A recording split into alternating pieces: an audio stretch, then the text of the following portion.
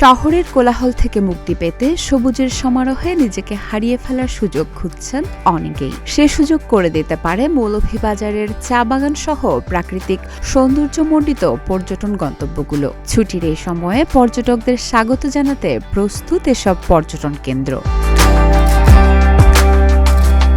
আসন্ন ঈদুল আজহার ছুটিতে ভ্রমণ পিপাসুদের বরণে প্রস্তুত চায়ের রাজধানী খ্যাত নৈসর্গিক সৌন্দর্যের লীলাভূমি মৌলভীবাজার। ঈদের ছুটিতে পরিবার পরিজন নিয়ে প্রাকৃতিক সৌন্দর্য উপভোগ করতে আসা পর্যটকদের স্বাগত জানাতে শতাধিক রিসোর্ট, 5 তারকা হোটেল ও গেস্ট হাউস ব্যাপক প্রস্তুতি গ্রহণ করেছে। ইতোমধ্যেই জেলা ও উপজেলা প্রশাসন, ট্যুরিস্ট পুলিশ ও স্থানীয় পর্যটন সংশ্লিষ্টরা নিরাপত্তা ও নানা ধরনের সুবিধা নিশ্চিত করতে বিশেষ উদ্যোগ নিয়েছেন। প্রতি বছরের ন্যায় এবারও পবিত্র ঈদ উল আজহা উপলক্ষে পর্যটন নগরী শ্রীমঙ্গলে ব্যাপক সংখ্যক পর্যটক আসবে বলে আমরা প্রত্যাশা করছি।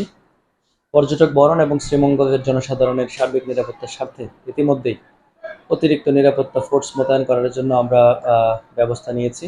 আমরা আশা করছি দ্রুততম সময়ে পুলিশ, বিজিবি এবং র্যাবের পক্ষ থেকে অতিরিক্ত ফোর্স মোতায়েন করা হবে এবং সার্বিক নিরাপত্তা নিশ্চিত করা হবে।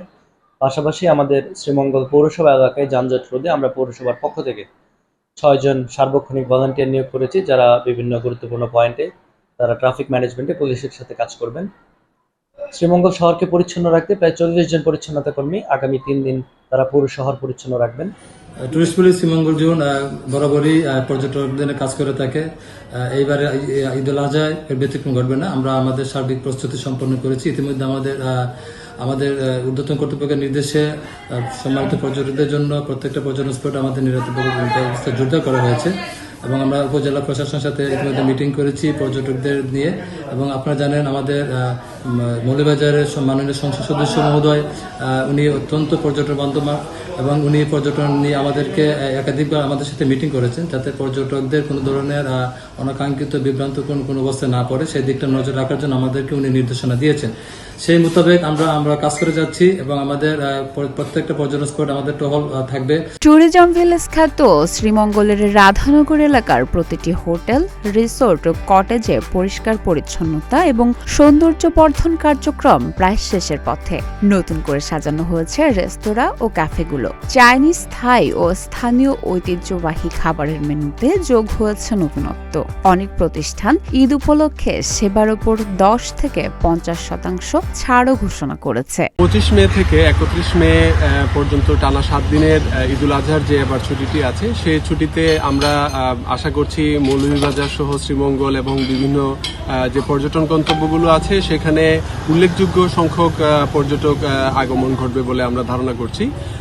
এবং এই উপলক্ষে আমরা এখানে রাধানগর পর্যটন কল্যাণ পরিষদের যে পর্যটন সংশ্লিষ্ট যে হোটেল, রিসোর্ট এবং রেস্টুরেন্ট আছে, আমরা সাজসজ্জা, পরিষ্কার পরিচ্ছন্নতা সহ সার্বিকভাবে আমরা প্রস্তুতি গ্রহণ করেছি। সবাইকে ঈদ উল আজহার অগ্রিম শুভেচ্ছা। প্রতি বছর নিয়ে এবারও আমরা লেমন গার্ডেনের পক্ষ থেকে, লেমন গার্ডেন রিসোর্টের পক্ষ থেকে আমাদের হিউজ প্রস্তুতি। মৌলভীবাজার জেলায় 2 শতাধিক হোটেল রিসোর্ট রয়েছে। এর মধ্যে রয়েছে 5 ও 4 তারকা মানের রিসোর্টও। এগুলোর অধিকাংশই পর্যটন নগরী শ্রীমঙ্গলে। পুরো জেলায় শতাধিক পর্যটন স্পট থাকলেও দেশ বিদেশের ভ্রমণ পিপাসুদের প্রথম পছন্দ শ্রীমঙ্গল ও কমলগঞ্জ উপজেলা। শুরু থেকে যেটা আমরা আসলে ফরেনার ট্যুরিস্ট বাংলাদেশে আওয়াটা কমছে, কারণ হলো যে ইরান এবং ইউএস এর যে যুদ্ধটা, এই যুদ্ধর কারণে কিন্তু ফ্লাইটগুলো অনেক ক্যান্সেল হয়েছে। জেলার প্রায় সবগুলো আবাসিক হোটেল, মোটেল ও রিসোর্টে ইতোমধ্যে আগাম বুকিং দিয়ে রেখেছেন পর্যটকরা। তবে বৈশ্বিক কারণসহ যাতায়াত ব্যবস্থার করুণ দশায় এবারের ঈদের ছুটিতে আশানুরূপ পর্যটকের আগমন নিয়ে পর্যটন শিল্প সংশ্লিষ্টদের উদ্বেগ আছে। তবে ঈদের আগেই বুকিং আরও বাড়ার পাশাপাশি শতভাগের কাছাকাছি হবে এমন প্রত্যাশা হোটেল রিসোর্ট কর্তৃপক্ষের। আমাদের আসলে ঈদের আগাম বুকিংটা হচ্ছে গিয়ে এখনো আসতেছে, কিন্তু এই পর্যায়ে হচ্ছে গিয়ে আমরা প্রিভিয়াস যে বছরগুলা গেছে ওখানে আসলে আমাদের দেখা গেছে বুকিংয়ের টেন্ডেন্সিগুলা বেটার ছিল। তখন আমরা দেখা গেছে যে 1 মাস আগেও অনেকগুলা রুম বুকিং হয়ে গেছে, কিন্তু এখনো দেখা যাচ্ছে যে অনেকগুলা রুমই আমাদের এখনো ফাঁকা আছে। তবে আমরা আশাবাদী যে আমাদের এখনো সামনে কিছু দিন আছে, তো ঈদে আমরা আশাবাদী যে 90% আমরা অকুপেন্সি থাকবে।